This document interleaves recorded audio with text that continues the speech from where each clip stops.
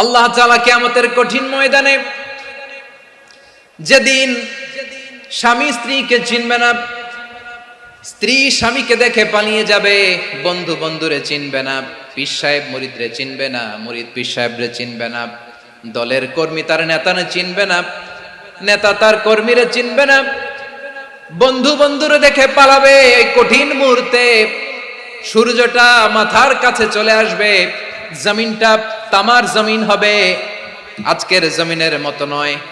মানুষ ঘর্মাক্ত, ক্লান্ত, শ্রান্ত মাথার মগজগুলো কানের ছিদ্র আর নাকের ছিদ্র দিয়ে বেয়ে বেয়ে পড়বে। বিশ্বনবী ফরমান, ময়দানে 7 শ্রেণীর ব্যক্তিকে রব্বুল আলামিন তার আরশের নিচে ছায়া দিবেন। তার মধ্যে প্রথম শ্রেণীর ব্যক্তি হলো ইমামুন আদিল। ইমামুন আদিল, ন্যায়পরায়ণ শাসক, যে ইনসাফের সাথে বিচার করে, যে জাস্টিস সমাজে সার্ভ করে, যে সুশাসন নিশ্চিত করে।